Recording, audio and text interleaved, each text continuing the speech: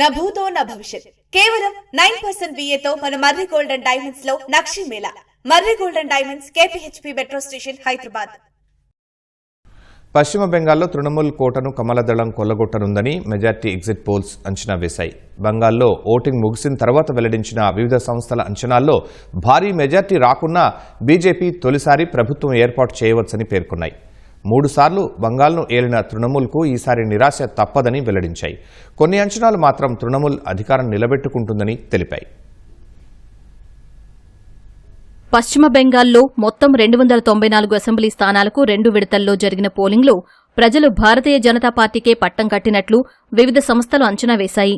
తృణమూల్ 130 నుంచి 140 స్థానాలు, బీజేపీ 150 నుంచి 160 స్థానాలు సాధించవచ్చని చాణక్య స్ట్రాటజీస్ అంచనా వేసింది.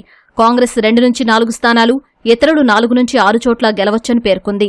పీమార్క్ సంస్థ ఎగ్జిట్ పోల్స్ తృణమూల్కు 118 నుంచి 138 స్థానాలు రావచ్చని అంచనా వేసింది.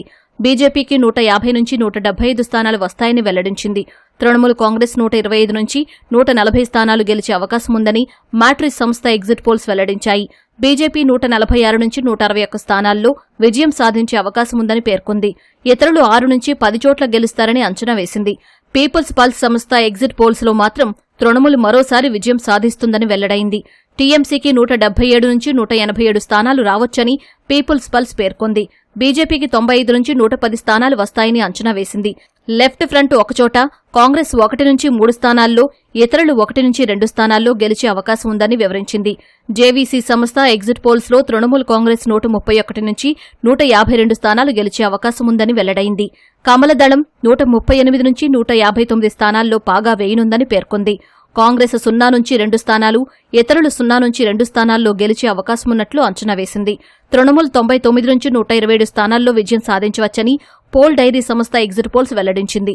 బీజేపీ 142 నుంచి 171 స్థానాల్లో గెలుస్తుందని అంచనా వేసింది.